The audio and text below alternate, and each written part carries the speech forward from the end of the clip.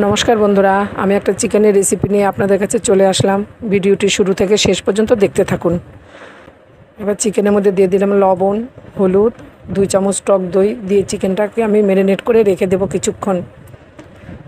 তারপরে চলে যাব মশলায়। দিয়ে দিলাম টমেটো, লঙ্কা, পেঁয়াজ, আদা, রসুন। এবার আমি এটাকে পেস্ট করে নেব। পেস্টটা আমার হয়ে গেছে। এবার কড়াইতে দিয়ে দেব তেল, দিয়ে আলুটা ভেজে নেব। নুন, হলুদ দিয়ে আলুটাকে ভালো করে লাল লাল করে ভেজে নেব। আলুটা আমার ভাজা হয়ে গেছে। এবার নামিয়ে নিলাম। ওই তেলেই দিয়ে দেব গোটা গরম মশলা, শুকনো লঙ্কা, একটা তেজপাতা, গোটা জিরে দিয়ে ভালো করে নেড়ে চেড়ে নিয়ে দিয়ে দেব কুচানো পেঁয়াজ।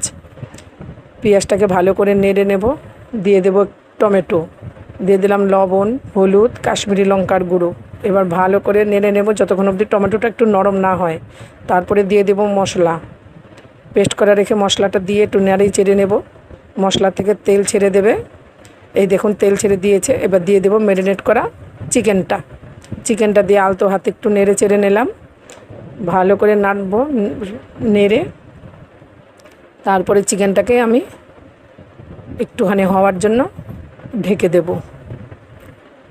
ঢাকনাটা তুলে দিলাম। দেখুন অনেকটা জল ছেড়েছে চিকেনের থেকে। একটু আলতো হাতে ভালো করে নেড়ে নিলাম। চিকেনটাকে নেড়ে দিয়ে দিলাম ভেজে রাখা আলুটা দিয়ে আবার একটু নেড়ে চেড়ে নিয়ে তারপরে আমি চিকেনটাকে ঢেকে দেব। এবার ঢাকনাটা তুলে দেখি চিকেনটা আমার প্রায় হয়েই এসছে। আবার একটু নেড়ে চেড়ে নিয়ে দিয়ে দিব গরম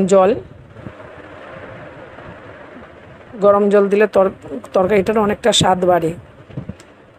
তারপরে দিয়ে দেব গরম মশলা, সামান্য একটু ঘি দিয়ে আবার আলতো হাতে একটু নেড়ে চেড়ে নিয়ে আমার চিকেনটা প্রায় হয়েই এসছে। আমার এই চিকেনের রেসিপিটা আপনাদের কাছে কেমন লাগলো আপনারা কমেন্টে আমাকে জানাবেন। আপনারা তো জানেনই আমি আপনাদের কমেন্টের আশায় থাকি। আমার রেসিপিটা আশা করি আপনাদের কাছে ভালোই লাগবে। নমস্কার।